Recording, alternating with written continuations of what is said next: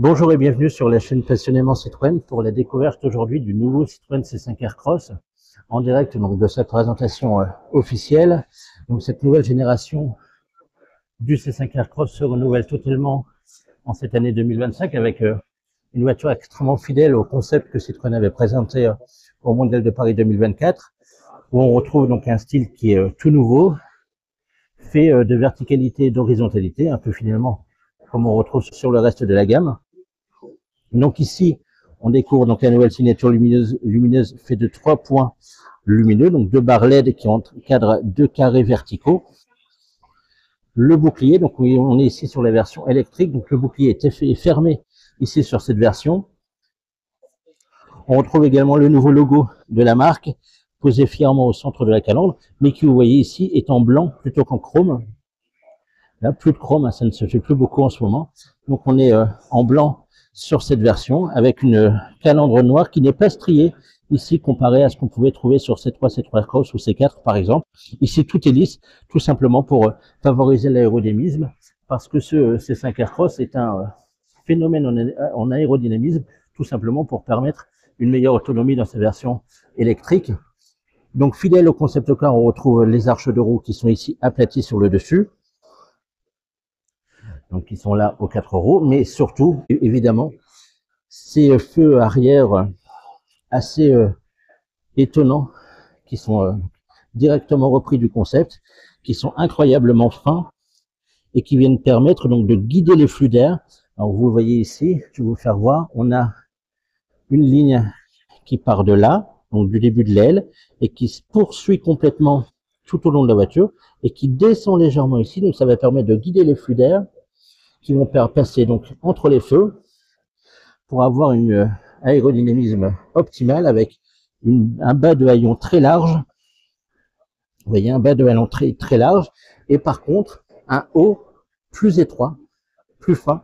Tout ça pour permettre donc une meilleure aérodynamisme, et ce qui permet donc sur la version électrique, on en reviendra un peu plus tard, de proposer une autonomie jusqu'à 680 km. C'est assez phénoménal quand même. Donc 680 km pour la version grande autonomie de ce C5 Aircross, alors que c'est quand même un gros bébé, puisque Citroën annonce qu'il mesure 4,65 m, soit 15 cm de plus que le C5 Aircross actuel, avec un bénéfice au niveau de l'empattement qui est allongé pour atteindre 2,78 m, donc c'est 6 cm de plus au niveau de l'empattement, une hauteur de 1,66 m et une largeur de 1,90 m, donc c'est 5 cm de plus que le C5 Aircross actuel. Donc on a ici une face avant plus simple, plutôt simple, mais très structurée, donc avec évidemment la pièce maîtresse qui sont des projecteurs qui sont Matrix LED, c'est une première chez Citroën, qui sont Matrix LED, qui vont permettre donc d'être éclairés tout le temps en plein phare sans éblouir les voitures qui viennent en face grâce à 20 LED qui se désactivent pour éviter de les éblouir. On a également ici des éléments noirs, gris, enfin noir satin, qui viennent en fait cacher ici tout ce qui est aide à la conduite. Voilà. Et puis les color clips verticaux qu'on retrouve maintenant dorénavant sur toute la gamme et qui sont ici sur le C5 Aircross en 2 couleurs qu'on va pouvoir personnaliser puisque tous les color clips sont adaptables à toute la gamme Citroën. Donc sur le profil, on remarque des jantes qui peuvent aller jusqu'à 20 pouces. Ça aussi, c'est une première chez Citroën. Donc des jantes qui sont ici très fermées, très aérodynamiques, là encore pour justement maximiser l'autonomie. On retrouve le color clip vertical comme il était sur le concept, il est ici donc en bas de porte, qui vient un peu briser. On a une voiture très horizontale et le color clip qui est donc vertical. Horizontalité, verticalité, c'est vraiment le mot d'ordre de ce C5 Aircross. Vous pouvez voir sur le profil ici que le toit monte un peu, voilà, le toit monte un peu jusqu'aux places arrière pour maximiser l'espace avant de redescendre pour permettre donc là aussi une meilleure gestion des flux d'air, donc un meilleur aérodynamisme. On retrouve là également un petit peigne qui est un peu courbé, qui va permettre là aussi de guider les flux d'air. C'est vraiment un véhicule qui est extrêmement travaillé sur l'aérodynamisme, donc pour favoriser l'autonomie en 100% électrique, mais ça se verra sur les autres motorisations, puisque ça permettra d'abaisser la consommation. Donc retour sur ces feux, qui sont donc ces fameux feux Citroën Lightwings, qui sont donc de série sur ce C5 Aircross. Donc on a ici les feux stop, là les clignotants, et en bas du bouclier également.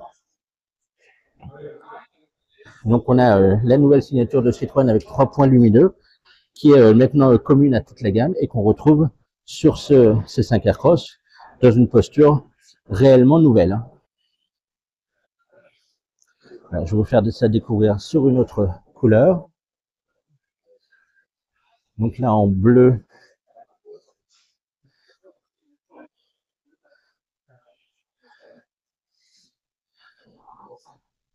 Donc voilà, le C5 Aircross.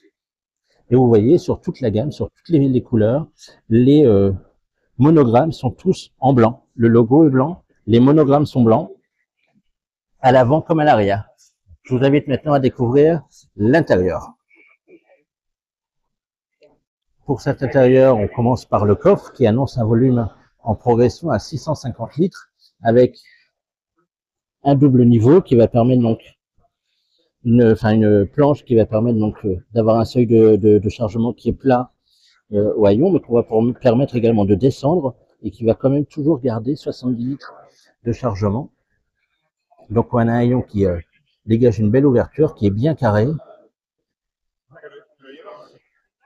et qui permet donc d'emporter beaucoup de bagages. Surtout, je ne sais pas si vous allez voir ici, on a donc plus de banquette, plus de sièges arrière individuels sur ce C5 Aircross, mais on a quand même une banquette dont les deux sièges sont rabattables en 20-40-40, oui, donc qui vont permettre d'améliorer la visibilité. Et je vous amène tout de suite voir l'arrière.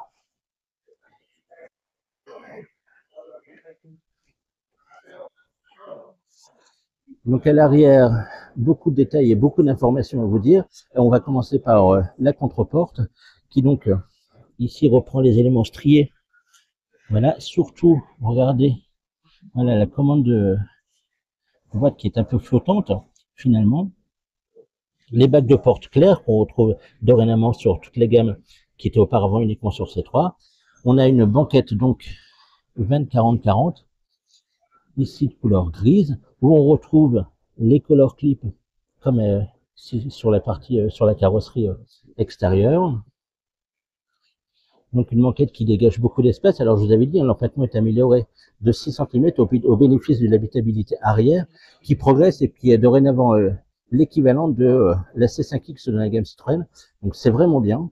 On a des sièges Citroën Advance Comfort qui sont particulièrement moelleux et agréables. Et surtout, on a là ici des commandes qui vont permettre d'incliner les dossiers qui s'inclinent d'entre 21 et 33 degrés. Donc on n'a plus 3 sièges individuels comme auparavant sur l'actuelle génération, mais on a quand même une banquette modulable 20-40-40 et des sièges inclinables de 21 à 33 degrés et une habitabilité en progrès. Donc c'est vraiment plutôt intéressant. Je vous amène maintenant tout de suite voir l'espace avant.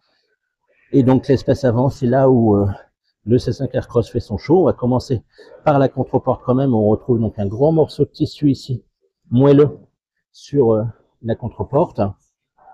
On a également toujours ces commandes de vitres qui sont dans un élément flottant, donc c'est vraiment super intéressant. Des bacs de porte qui sont clairs. On retrouve toujours les stries qui viennent animer un peu la contreporte. Donc on a cette planche de bord absolument canon du C5 Aircross, qui est le clou du spectacle. Donc on retrouve ici le fameux color clip, une grande bande de tissu qui vient donc sur toute la largeur de la planche de bord que Citroën appelle Sofa Design, et morceau de tissu qui se poursuit donc sur les contreportes. Ici c'est sombre, mais il y a des couleurs claires. On a donc une planche de bord très horizontale, très plate, avec des petits haut-parleurs qui sont ici flottants. Voilà. Donc très travaillé, on est finalement comme une barre de son. Pas d'aérateur, les aérateurs sont sur toute la largeur de la planche de bord, avec remarqué les petits détails. Voilà, sur la commande, on retrouve les chevrons. Donc chevrons qu'on retrouve également ici sur la partie en piano black de la console, mais surtout voilà, donc l'avantage de ce C5 Aircross, c'est ce fameux écran cascade qui vient donc avoir une console flottante et qui vient relier la console à la planche de bord. Donc le plus grand écran HD de Stellantis, c'est pour ce C5 Aircross, avec une position inédite qui est verticale, et toujours trois parties, donc toujours une partie fixe avec la température, les informations liées au téléphone et l'horloge, ici. Une partie personnalisable qui va permettre d'avoir la navigation, par exemple. Voilà, la navigation en grand écran.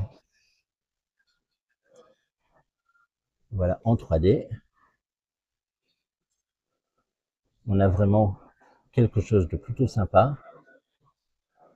La navigation. On a donc des touches qui vont permettre d'avoir des raccourcis. Donc, la radio, la navigation, une touche menu pour revenir à l'accueil, tout ce qui est paramètres du téléphone, et enfin les applications. On peut gérer jusqu'à 16 widgets sur ces 5 Aircross, avec par exemple là les aides à la conduite qui sont